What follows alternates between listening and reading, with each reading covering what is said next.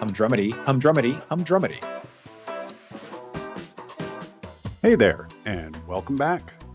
Do nice guys always finish last?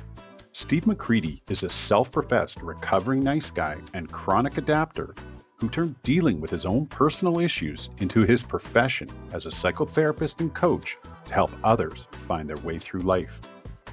Today, we'll discuss finding compromise without sacrificing principles, how to plan spontaneity, setting goals with realistic expectations, and redefining success versus failure, all without taking the wind out of your sails. Tune in for an off-the-wall suggestion to break your humdrumity.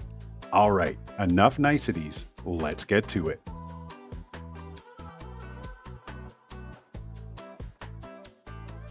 Hey, Steve McCready, how you doing today? Doing great, Graham. Thanks for having me on. It's good to talk to you. Yeah, well, thank you for joining us today on Humdrumity. Now, you refer to yourself as a recovering nice guy. What Yeah, does that mean, and what can others learn from this? sure. So recovering specifically is from the standpoint of I recognize that I am a human, and humans to me are like an ongoing work in progress, at least if we choose to.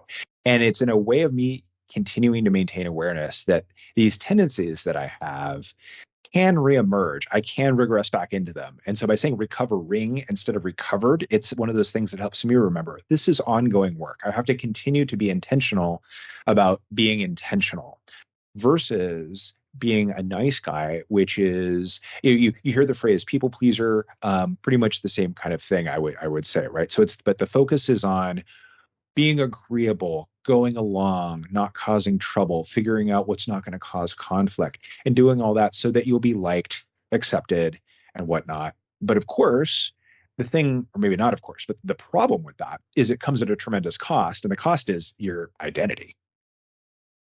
So, how then can we identify ourselves as being a quote unquote nice guy, nice person? So I think there's two really I think, easy ways to see this. One is just looking at your decision making. Like when you're making choices in an interpersonal context, is it always that you're choosing what you think other people want, or what will cause the least conflict, or what is the most going with the flow or flexible? Okay, that leans towards nice guy.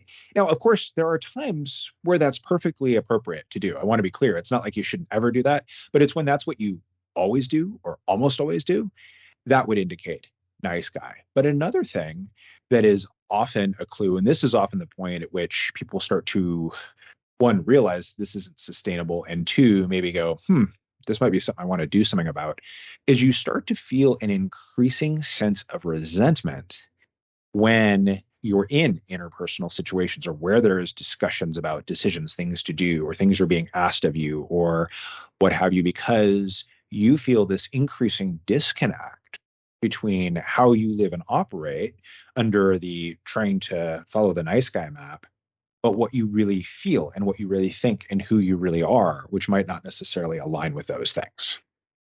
Okay, then as we become more, say, self-assertive, how do we draw the line between being labeled selfish? Sure. So I think that there's this middle ground that is it's hard to find, not because it's small or complex, but I think because we tend to think about things as either or, right? My way, your way. And if I switch to, well, we're going to do what I want to do, regardless of what you think, want, or feel, that's getting into a space of selfishness, of course. Um, but I think there's a place where we can try and find win-win. And that means, we're looking for what's mutually agreeable. What could we both go along with? Some you might say, hey, let's do this. And I would say, sure, that sounds cool. Could we do it this way? Or could we do it at this time? Right. And that's a negotiation where we try and find something that we're both good with that takes care of both of us. But then the other piece to that, and this is an important one, is we have to recognize that sometimes there's what I call no deal, right? So it's like we want to try and find win-win, and if we can't, then we say no deal. So it might be like maybe the thing that I want to do, you're not interested in doing it on the terms that keep it a win for me. And so I might be like, cool, okay, maybe we'll do it another time, or maybe we'll do something else, right? Instead of being like, no, and then trying to like manipulate or persuade or, cajole you into coming along when you don't really want to, which is starting to get into the realm of manipulation and selfishness. So it's really just being willing to do the work to find that middle ground of win-win where it's possible and recognize that sometimes it's not. And that's okay. As I said, you call yourself a recovering nice guy. Can people ever do people ever fully recover from being a nice guy, or is it like being an alcoholic? Are people say that, they're always an alcoholic, they're just a recovering alcoholic. Can you eventually no longer be a nice guy? So here's the way I would put it. It's a good question. And I think my take on this is that while you can get to a point where your default under most circumstances is to operate in more of a assertive win-win sort of way, that you under high levels of distress or under difficult situations may have a tendency to regress into your nice guy behaviors, because often those originate as a drive for safety from someone who maybe grew up in or has spent time in psychologically unsafe or otherwise unsafe environments where speaking up could be problematic. And so if we practice that enough, it's there in our brains as this kind of default. And again, under distress, we might tend to regress. And that's the same idea that applies with addiction and such too. It's that you might have learned and really ingrained good, healthy behaviors for how to avoid your substance use, how to engage in healthy alternatives. But we can see under certain levels of stress that does elevate the risk for a relapse. So similar kind of idea, really. It's just here we're talking more about a behavioral thing from a like psychological response to an interpersonal situation versus an addiction, the behavior of using a substance to try and manage your distress. Another term you talk about is a chronic adapter. Now, is this an offshoot of being a nice person, or is this another specific sort of personality trait?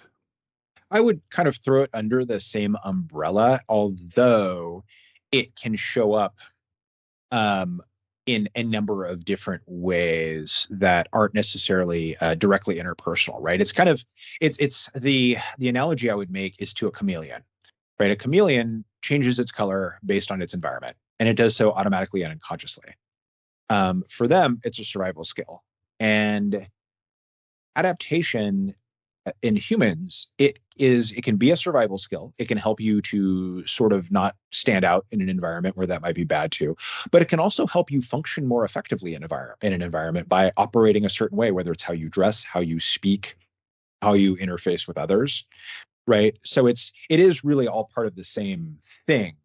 It's just more pointing at a specific element of it. But it's tricky because, again, if you get too good at adapting, what tends to happen is you forget, to go back to the chameleon, what your natural color is.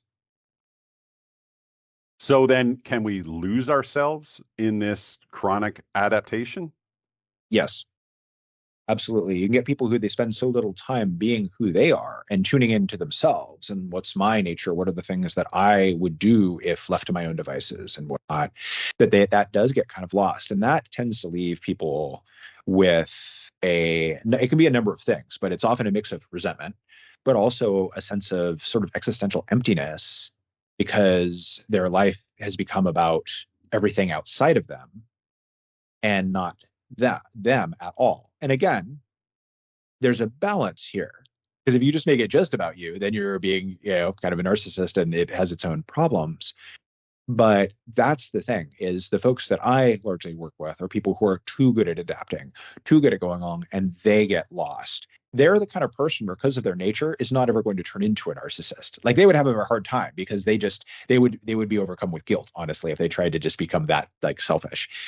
They need to make sure that they're carving out enough space for themselves that they can stay connected to and remember who they are, and then use that adaptation skill more intentionally.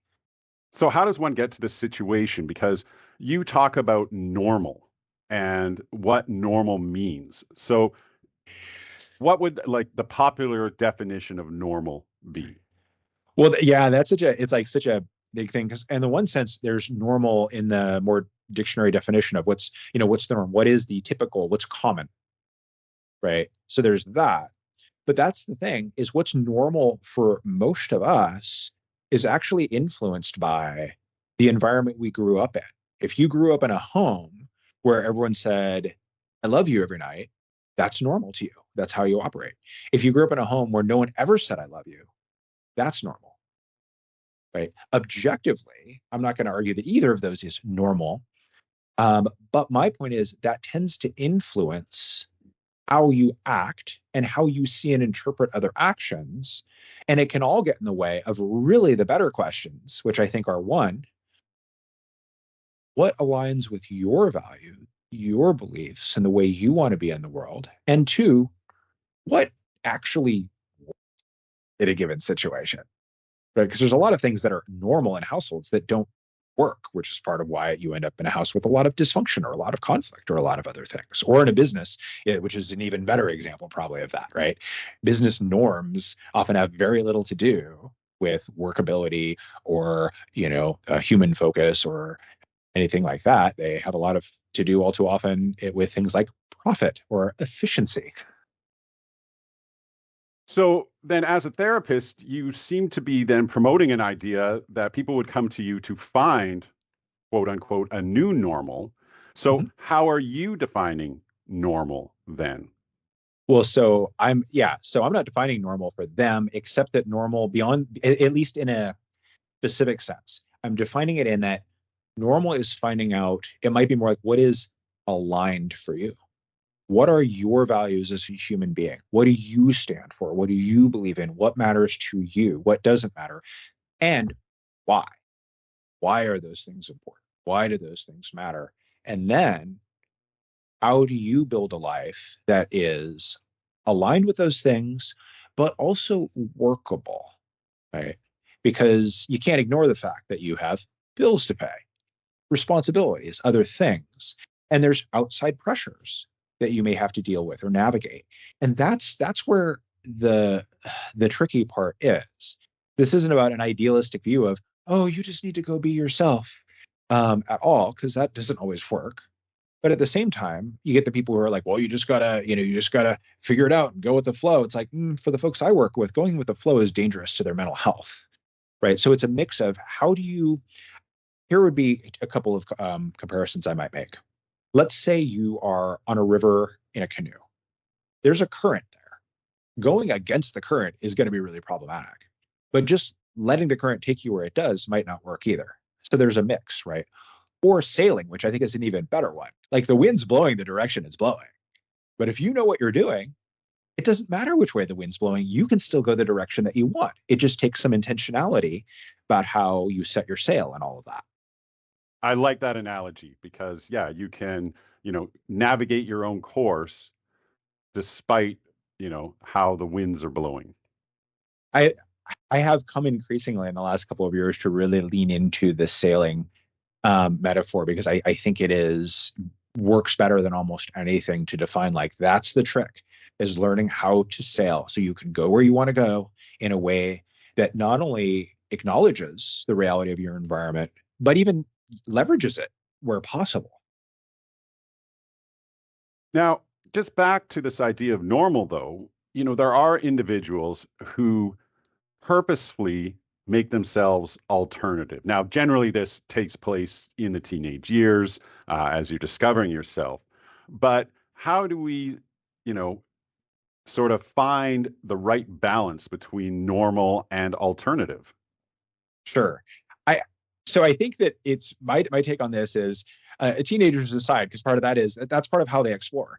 You try you see what's kind of normal what everyone does, and then you're like, well, what's the opposite like? And that's a way of learning by exploring different areas. And I think that's really the core piece here. Is what we've got to do is we've got to explore and we've got to experiment. Number one.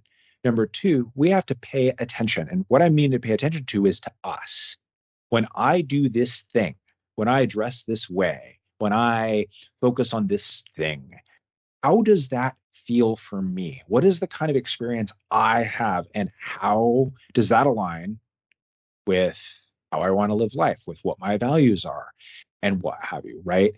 And then it's like, then we can start to get a more nuanced understanding of what's really driving this, right? Some people rebel against norms because they want to be different. Some people rebel against norms because they see norms as problematic and oppressive. Those are both fair reasons for rebellion, but they're kind of different. And the more you understand that secondary level, the more you then start to have more places that you can direct it. So this is where we want to dig deep enough to really get at, again, more the core, more the values piece, and then understand who are we and how do we navigate with that in the world. And then knowing, this is another important part, is if what we are, what we stand for, what we want to do goes against the idea of normal on a societal level, there's probably going to be some friction around that. And that's the thing we want to think about how we manage, because that can be exhausting. So when people come to you then or decide that they're going to approach you for help, are they just adrift between not knowing what normal and alternative is? Or do they have such a misconception of it that they're they don't know how to proceed? Or how do people or why are people impelled to then seek out your help? To put it super simplistically, and then I'll articulate a bit more, people seek me out when whatever perceived cost, whether it's the actual financial cost, whether it's the time investment, whether it's the energetic investment, whether it's the discomfort or perceived stigma of seeking help, when that cost no longer feels more than the cost of continuing to live their life, right? That's the point at which they seek out help. Now, in this particular case, often it is where they just have operated in this way that is so disconnected from self. And I think everyone has had moments like that where, you do a thing that you're like, oh, this isn't me. And this doesn't feel good, especially if we did it because of some, someone what someone else suggested or whatever. If there wasn't good intent behind it, we're like, oh, that doesn't feel good. Living with that as a chronic feeling is really uncomfortable. And that's often one of the places where people are. But another thing that happens is sometimes these behaviors hit a crisis point. The adaptation comes often with anger and resentment. And that anger and resentment inevitably starts to manifest in different ways.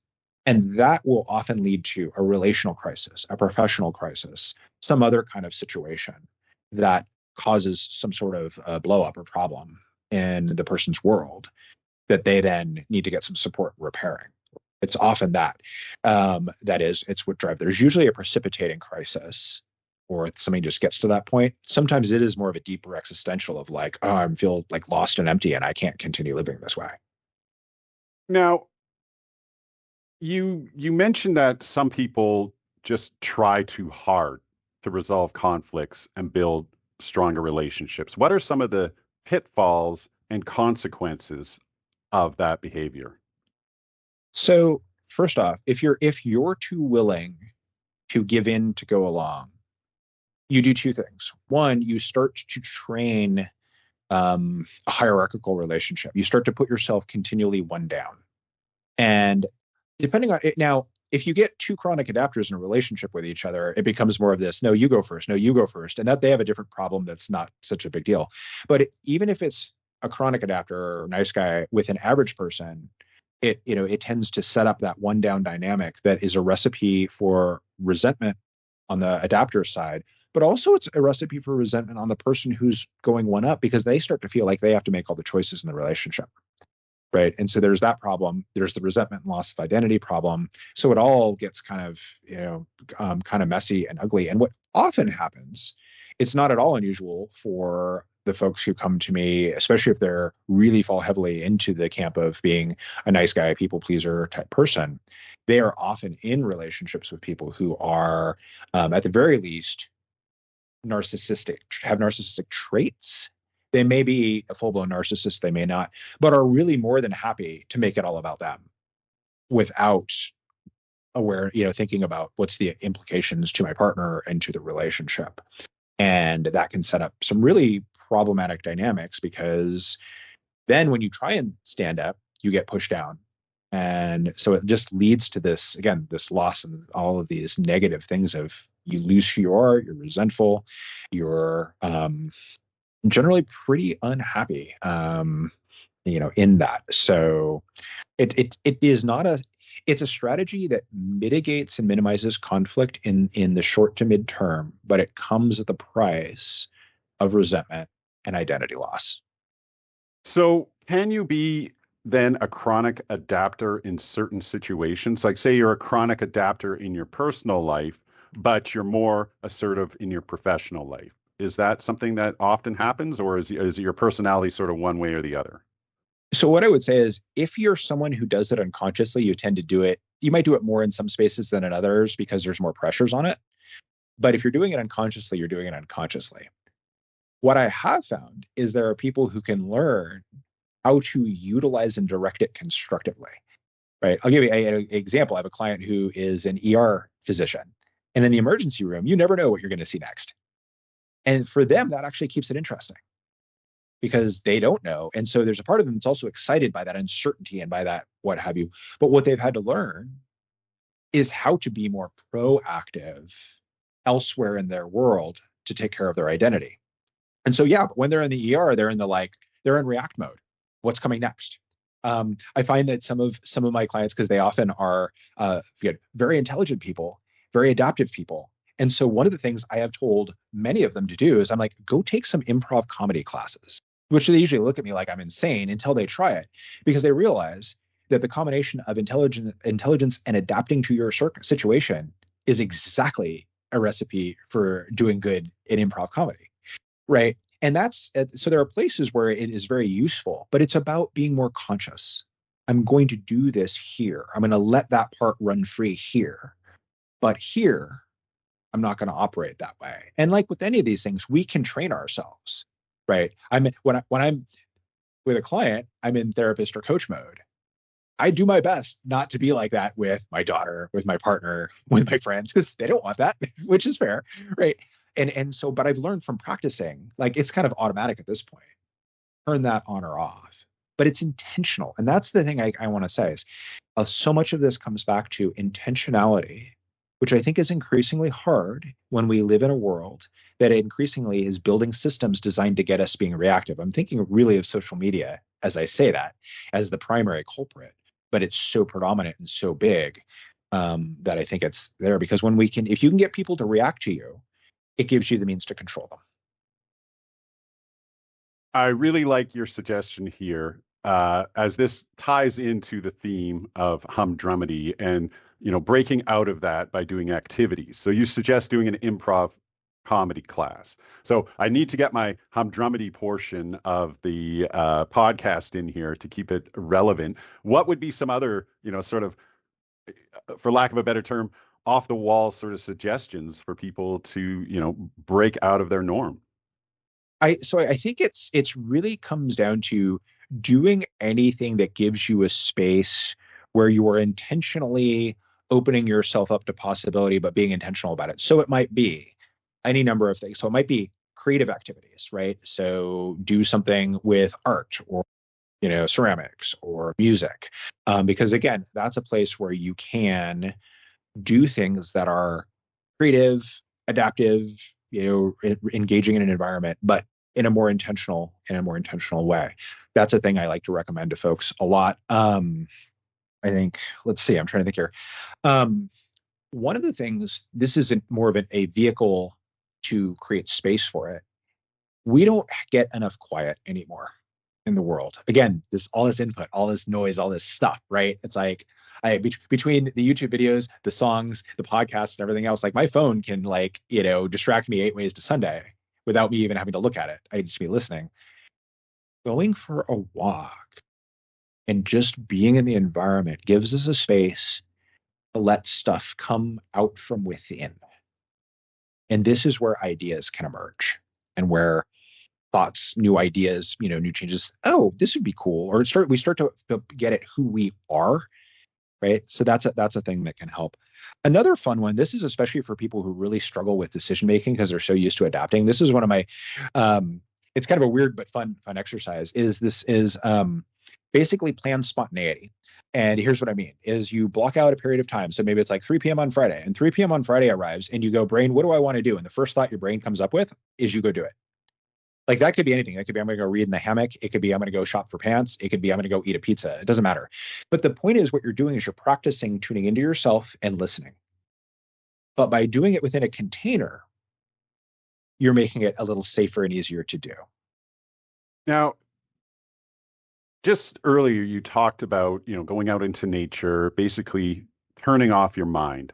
I just read something and I really like it. And it's come up somewhat in other episodes here, and particularly talking about children in this day and age of, mobile devices and being so connected online. But it was basically the importance of imposed boredom, where you should actually make it a priority to just sit or do something where you don't have anything else to occupy your hands, your mind, your eyes, and just experience boredom. Mm-hmm. I think I don't know if you necessarily need to take it to that extent, and I'll explain that in a second. Although I think it's a good practice. It can be really powerful, but it's really uncomfortable because what happens, of course, is one, the quiet is unfamiliar to us. And so it feels weird. It's like, what's this? And then the stuff starts to come up in our head, these random thoughts or these feelings or these ideas, and some of them kind of uncomfortable, right? Now, I think we can find a little bit of a middle ground. Like, as an example, I'm a fan of walking. And you can go for a walk and just like, don't listen to anything, don't have your phone with you, just go for a walk and be in your environment. But yeah, walk, pay attention to the environment, but not in a way that's like, let me analyze the architectural styles of the house in this neighborhood where I'm walking. And nothing like that. It's just like, I'm just going to walk and just kind of be, right?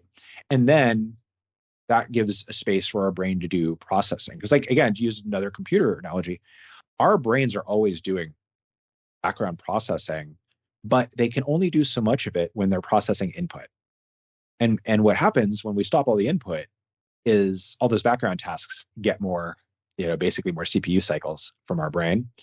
And this is why, if you look, almost many great thinkers through history, one of their regular routines was going for a walk. Why? Because it gave their brain space to work on a problem they were stuck on. And often that's where the answers come from. Yeah, and that sort of more ties into what this, the importance of boredom is that really that's where creativity is actually born from. Creativity is born from quiet. It's also born from constraint, which is super ironic to a lot of people, right? It's like, wait a second, but I don't know if you know the story of this, but it's Green Eggs and Ham, the Dr. Seuss book, was written as the byproduct of a bet. Basically, Dr. Seuss's editor was like, hey, I bet you can't write a book using only 50 different words. You can repeat them, but only 50 unique words. And he was like, sure, I can. And he did. And it's Green Eggs and Ham. And it's only one of the most popular children's books ever. The byproduct of a constraint and a bet. Huh. So much for it limiting creativity, right? Now, back to this sailing analogy. And we were talking about how we can, utilize the winds to, chart our own course. But as someone who used to sail as a child, you find yourself on days when there is no wind, and now you're stuck. So, what can we do when we find ourselves stuck in our daily lives? In our lives, when we don't have things pushing us around that we have to react to, this is where and why it is useful to know what matters to us and to know what our priorities are and what our values are. Because then what we can do is we can make a choice about taking action in that direction. And we do it more from a neutral space instead of from a responding to and adapting, doing it in a way that it's reflective of our environment. And so this might be the thing where you wake up on a Sunday morning and your partner's out of town and with the kids and you have nothing to do and you have like this just day and you're like, I could do whatever I want. There's no pressure, there's no force, there's no what have you.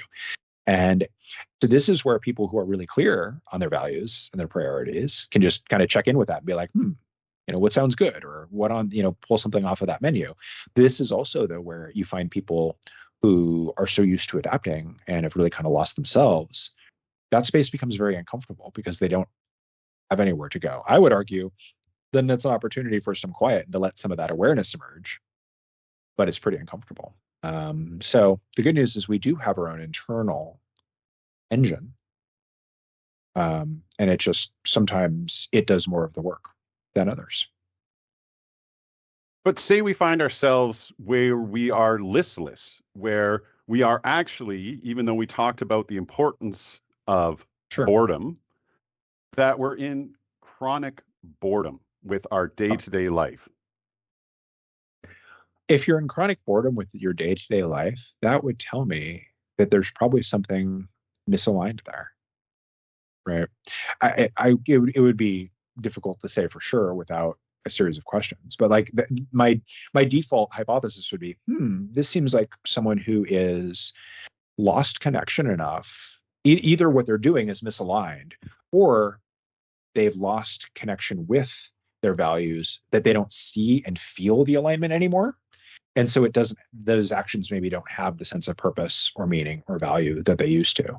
And this is a space where sometimes we can sit and turn inward and start asking ourselves questions of, why am I feeling listless? What feels like it's missing? What would I like to be here that isn't? And maybe that will start to point us somewhere. Or this is exactly the kind of case where this might be someone who would benefit from reaching out and getting some support, right? From someone who can help engage them in some guided exploration of what's going on here. What's this about? Because it could be a number of things. Now, that can often lead us to feelings also of failure. Yeah. And you speak about that on your website. And, can you expand on, what failure is and why we feel it? Well, I think, yeah, if we feel like if we have a set of expectations about where we are, where we should be, which we should be doing, the level we should be doing it at, we're not achieving that. It's very easy to start internalizing that as failure. I think we have to be really careful because when we failure, we tend to internalize as as a as kind of a fixed state or as a final state, right? You failed, or even you're failing. I don't know if that's as constructive as thinking you're off course. You're, not in the space you had hoped to be. You're whatever miss is there.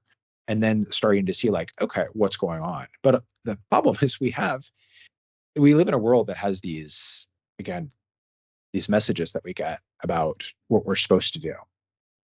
And we internalize them. If you hear those enough, you will internalize them and normalize them.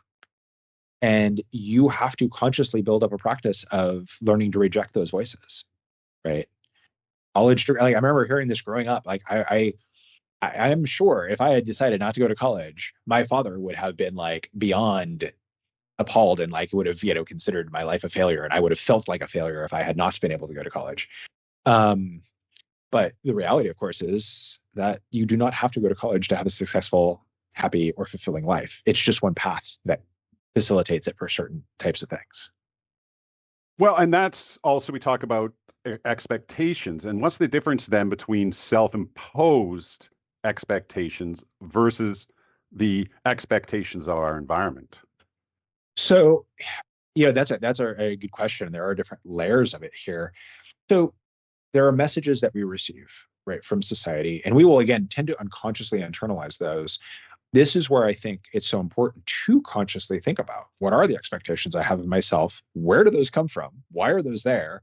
And do those align with what I really believe or value or see or the kind of life experience that I want to have? So we can consciously choose those. And that goes both ways, right? Sometimes the expectations of us are negative expectations. I give this as an example of like being a father, right? No one expects me, or a lot of people don't expect fathers to be as engaged or involved with their kids and their kids' activities. At least not here. I'm not saying that's a good expectation. I'm saying that's kind of what people assume. And so I guess I could do that. And it would just be me being normal. But that's not anything to do with the kind of experience that I want to have as a parent, with the kind of experience I want my daughter to have, right? And it's very important for me to be a part of that, to be supportive and to have her feel supported in those things.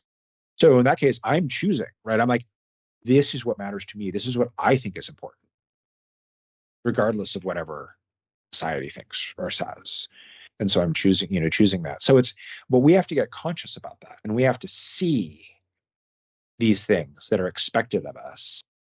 And then I think make more of a choice about, do I want to go that way or do I not want to go that way? And sometimes we might, you know, there are plenty of expectations that for any of us that might exist for us, then I'm like, yeah, I'm good with that one. But then there's other ones we have to consciously reject. At the end of the day, this all comes back to a certain degree of intentionality. Once you build habits and practices, like I'm not saying like you have to be intentional every minute of every day forever. Like, no, that'd be exhausting. You have to be intentional for long enough to choose practices and then intentional about the practices long enough for them to become habits. Right. And then they'll generally hold just fine unless you hit points of really high pressure or distress. Well, and then what about goals then? So, Mhm. we set goals, and you suggest that maybe we should change them to feel and not experience as much failure. I think goals can be problematic, at least the way that they're often focused on. Because yeah, if we're not at the goal, we can see that as a failure. I think they are very useful as a direction we want to head or as an ultimate destination we'd like to maybe get to. But I think the part that really is more important at any given moment is that we say, am I on course or not? And if I'm not on course, how do I course correct? Am I moving forward on my course or not? If I'm not, how can I get moving? If I am, is there a way I can accelerate the pace? Because that is a lot more focused on what we can control. A lot of the time we have goals that have that have factors that influence our ability to achieve them that we don't control, right? I can say I want to win a golf tournament, and yeah, I can have some degree of control over, you know, how I hit the ball and how I play, but I don't have control over the weather. I don't have control over the course conditions, and I don't have control over my competition. So what if I don't win? Did I fail? I don't know. What if I played and performed at my absolute best and still didn't win? Is that a failure? I would say no. It's a loss, but it's a loss that has to do with factors I don't control. And if we start judging ourselves based on things we don't control, talk about a good way to lose control of your life. Well, that's true, but say we set goals for ourselves and we're Sure. not achieving them. So we decide Mhm. to, well, I'm going to course correct. But are we just kind of giving up because, oh, that goal was kind of too hard? Well, it depends on why we're giving up. I mean, you might be, right? And that yeah, that certainly could be. You might be changing the goal because you realize maybe the goal is misaligned. You might be changing the goal because it is unrealistic, right? If I set a goal to become an Olympic gymnast, that's an unrealistic goal. I'm 55 and I'm not that flexible, right? That's just an unrealistic goal. Now, if I set a goal to become a scratch golfer, that's a very challenging goal. Is it achievable? Maybe. But I would ask myself, like, if I was struggling to achieve it, I'd go, well, why did I hope to become a scratch golfer? What was that about? And if it's about like wanting to achieve a certain level of performance, well, then figure out how to keep going on it. Figure out how you can change your path. Although still, I would say it doesn't mean you're a failure. It means you're not there yet. You haven't succeeded yet. And that's an important reframe for our brain because it's like it still holds out possibility in a way that I think is better for motivation. But what if I decide that, like, well, the reason I wanted to be a scratch golfer is because I just really wanted to enjoy golf more and feel comfortable playing golf with other people? Guess what? I could do that as a 5 handicap too, or even as a 10 handicap, or even as a higher handicap with certain things. So if that's really my goal, a real goal, because often we have a stated goal and then there's the real goal, right? We're like, I want to make $1 million. Well, why do you want to make $1 million? What'll it give you? That's usually where the real goal is. And the more we understand those, the more we have options. Because sometimes one path is less viable than another, right? Sometimes we have a desired course for how we sail, but sometimes the wind's blowing a certain way where we have to navigate a different course to get there. And when it's really about, I want to go that direction or I want to be just out on the water for the day, that's fine, right? So this comes down to really understanding what's really important and really being careful about how we frame where we are, not so that we give up or that we just, change these plans, but so that for the ones that we are going to keep going on, that are hard, where we do struggle, so that we are able to stay in the game as long as we need to. Yeah, well, and that's just it because we talk about, and this is one of the goals I had for the podcast was finding practical ways. So, for instance, we talked about these, as we said, these cliches, platitude, it's the Mhm. journey, not the destination, things like that. And we all hear these things, but we need practical, means to implement in our lives. And, since day one of doing this podcast, it's become sort of apparent that yes, there's all these things, and many people say them like get out of your comfort zone, do things that make you uncomfortable, or take an hour a day and reflect and practice gratitude. But to me, I hear these things, and while obviously good advice, uh, it- sometimes it's just like, yeah, I've heard that. Like, Mhm. give me something new. Well, and also like, well, those are fine, but like how? Because sometimes and those of us who are saying those things often don't realize that like to us the hows are kind of obvious, maybe, or they're a given because we've poked around at it enough. We're like, well, duh. But that's not true for everybody. Right. And so it is sometimes, and I fall into that occasionally. I'll give some generic piece of advice. And thankfully my clients, will be like, well, like how? I don't know how to do that. And like, good. Thanks for calling that one out. And let's look at how to do that. Or let's look at ways you might play with that, or to get a little bit more concrete with it. Because sometimes it's just this idea. And we need either a mix of both. Here's a good reason to do that idea. Like here's a motivator, but also something to facilitate us engaging the idea. And so that might be here's a way to apply it, or here's a concept to use in applying it. And that's like for me, I like doing things like when you're stuck somewhere, set up a situation that makes the obstacle the objective. Because then what happens is you win by doing the thing you're uncomfortable doing. Right. So there was this whole there's an author and he's given a TED talk on this. He did a whole book on this. He did this 100-day experiment where he basically his goal was to go out and get rejected every day for 100 days to get over his fear of rejection. And it's like it's a brilliant idea because then he turned it into like this is how I win by doing the thing I'm afraid of. So I'm creating a win, which is a bonus, right? And I'm creating all these other things, and it's also fascinating. It's like it's a great story. Like there's these little incidents of what happened as he's doing this that are just amazing, and it really illustrates this whole point of most of our limitations in life, well, maybe not most, many of our limitations. I want to say that because I don't want to be dismissive of the real concrete limitations that a lot of people do experience. But there are a lot of limitations that are self-imposed. So here's like one of my favorite examples from the book is like he goes to Krispy Kreme donuts and he basically asks, like, he's like, can I get a set of donuts that are all like made together in the shape and color of the Olympic rings? And the woman, woman at the counter was like, "Oh, let me check with my manager." It's like, and manager comes up, it's like, "Well, when would you like us to do that? Like, could you do it right now?" And they're like, "Sure." And they did. And he was like, "Wait, he thought fully they'd be like, right?" And that's a simple example, but he like all these crazy things. So it's rejection proof again is the book. It's really interesting to see, and it's a fun way of turning these things on their head. And that's, so these are the little bits that we can take to go from it being a platitude to being an actionable concept and then figuring out a plan of action. Yes, and there is obviously, I think, for a lot of people, why they may find themselves in the humdrumity, the doldrums, is because they lack the motivation to do these things or the creativity. Because yeah, it's great. Like, hey, this rejection guy, okay, I'm going to go do the same thing. But then they're like, well, that's not really honest because I didn't come up with it. And why the rejection guy's concept is so great is because it's so out of the ordinary. And I would say 99, maybe 999 people out of 1,000 wouldn't even attempt that for fear of rejection or it's been done Mhm. before. Right.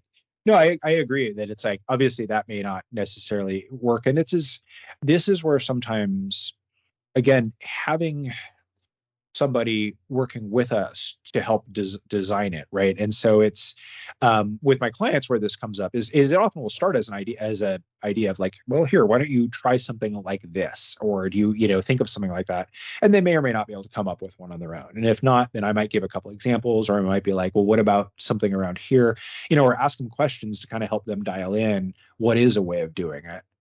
Because yeah, it's not always easy or obvious to do these things, and finding the right mix of elements is important. We can think of this as a sort of physics equation in a sense, right? Is basically something moves when the forces on it are greater than the forces resisting the movement, right? At its most basic. And so this is really the job here, is to figure out how do we move the forces around, but they're psychological forces, they're logistical forces, they're environmental forces. How do we do that? And sometimes that's easier than others. Let's talk about the Uncle Ben rule. Yeah. And for those who don't know, Uncle Ben was the caretaker of Peter Parker, aka Spider-Man, and he said one of my favorite quotes of all time, which is, "With great power comes great responsibility." Mhm. What does that quote mean to you, and how should we apply that? So I think there's actually two elements to it, right? And there's one, the Uncle Ben rule. I have a corollary, which I'll get to, but the Uncle Ben rule, right, is really thinking about that responsibility that comes with the power. I believe that really strongly. I wish more people believe that, or at least seem to embrace it, because I think there's actually not enough of that.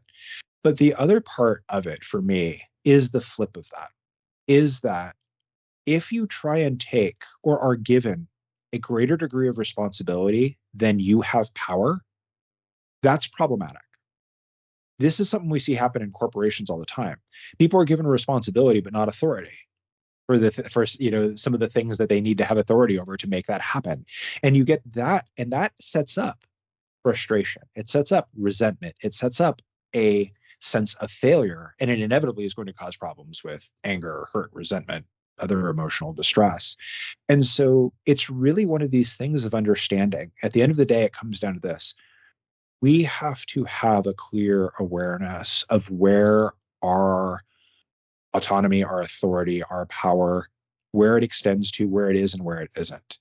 And I think we need to manage our behavior accordingly, both from what we do as just being a responsible human in the world, but also about what we expect of ourselves, so we do not get set up to fail or set ourselves up to fail. So we do not put unreasonable expectations upon ourselves. So we don't, end up essentially treating ourselves as if the problem is we just didn't think big enough, or we just didn't have whatever thing. It's like, no, sometimes you just don't actually have the power, the authority, the whatever you need to do that thing. You just don't. Whether or not you should is a whole other conversation, but you don't. And so expecting that is problematic. And trying to operate in that space is a setup for failure. What we have to then do is work within the power we have, the authority that we have, to try and focus our energy there, and then see if we can expand that. Right. But is that the power? Because it sounds like you're talking about two types of power: the power we have over ourselves and the power we exert into our environment. So, I mean, can we not control the power we have over ourselves, or are we limited in that? Mm, so it's a good question. I think I don't know if we know the true answer to that. Here's my general take on it. I think that we can, there are a lot of factors that influence what we do and don't do. Greater psychological awareness, greater work on ourselves can expand that and grow that. But sometimes that's easier than other times. As an example, somebody who's experienced maybe some fairly traumatic abuse, somebody who has been in an extended relationship with someone who is a narcissist and narcissistic abuser, they will have literally some wiring in their brain that says some things to them about who they are and what they can and can't do. Can that wiring be modified? Our current understanding would suggest that yes, it can. Is it just as easy as just thinking it away? No. It's about really finding ways to take action repeatedly to build a different path. You talk about the third option and how we can open door number 3. Tell me about door number 3. Humans like things, well, human brains like things simple. Human brains are really kind of weird, right? They consume a incredibly disproportionate amount of energy relative to their, the amount of this, the part of the human body they make up.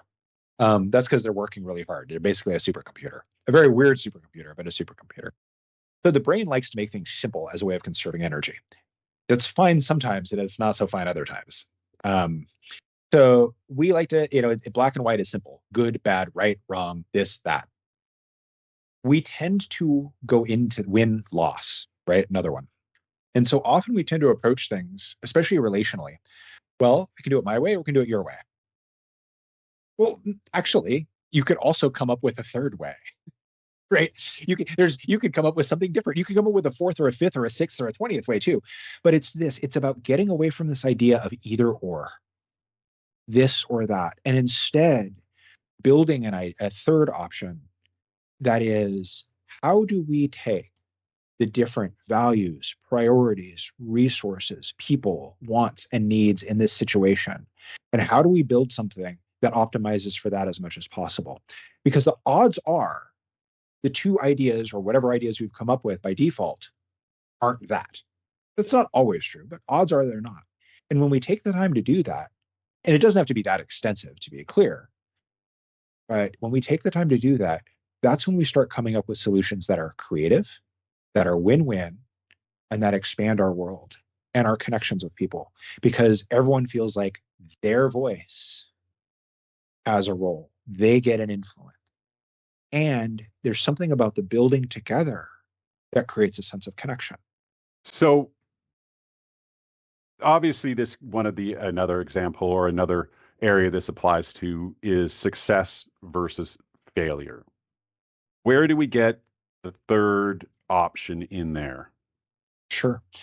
So I think it would relate more to more of the path, maybe, or it might be to redefining success, right? Because some things are binary. It's this or it's that. It's a win or a loss, in an objective sense. But then you can figure out, like, how do I do my best but still enjoy it, even if it's a loss? That would be an example of a third way. So success. First off, it's like, why do you have the definition of success you have? Not that you should change it, not that you shouldn't change it, just why is it there? What is it? Because sometimes we adopt visions of success, right? Like for years, I mean, I think this is kind of not true as much anymore, especially in the US, where it's like it used to be this whole thing like, ooh, a six-figure income. That was like, if you had that, then you were successful. What if you're making six figures and you're miserable? Is that success? I don't know. It isn't to me, right? Um, so that's one thing, is we look at, like, what is the third option there, but also, like, why is it success or failure? Like, why is that the axis we're using? Maybe we want to just go on a different axis. So I think it depends on the situation, but here's the core idea: is it's about getting away from the this or that and going, hang on a second, how do I navigate this particular situation in a way that, as best as possible, reflects who I am, reflects the capabilities and resources I have, reflects the things that really matter to me as I understand them, works within the context of the world and the different elements there. Like, how do I do that? And that's really where the idea came from. It wasn't like necessarily a universal apply this everywhere thing. It was more a get outside of this either or thinking that we tend to go to. Because the more that we do that, the more we oversimplify things, the more we lose nuance, the more we lose creativity. And it's about just kind of like, hang on, if neither of those, if it feels like a dilemma, like, oh, I don't know which one, I was like, well, maybe go find a different one then. Build a different one, rather than keep going back and forth between those two where neither one seems okay. Well, maybe neither one is okay. So you need a new one. Create a new option. Well, Steve McCready, I hope that the listeners get an appreciation that you are a nice guy. Even though you are a recovering nice guy, I hope you never stop being one. I mean, same, right? There's the healthy, nice. I think there's a healthy version of this, which is being caring, compassionate, and empathetic in a way that still honors myself. That's really what it comes down to. That doesn't mean you're not nice. It means you're not nice guy in a like, problematic, unhealthy sort of sense. And I really want to thank you for taking the time to speak with us on Humdrumity today. I don't want to wish you success nor failure in your endeavors, but I hope you enjoy yourself along the way. I love that. Thank you. And I want to say thank you for asking. Like these are some of the more, in some ways, challenging questions I've ever actually been asked on a podcast interview, but challenging in a good way, right? Because they really make me step back and be like, okay, let me think about this, and to be a little bit more conscious and intentional. So I really appreciate that as a guest, but also I want to just highlight that for your listeners, because that's, I think, such a great way to get really interesting things out of your guests and to really get them and challenge them to think. So I think you do that in a way that still doesn't feel confrontational, or hostile. It's just like really curious and trying to understand. And so just a note that stands out to me about this experience. And I'm actually, like, again, I've never been so challenged and been like, oh, that was fun. Well, that is excellent to hear. Thank you so much. Yeah, absolutely. Thanks for having me on, man.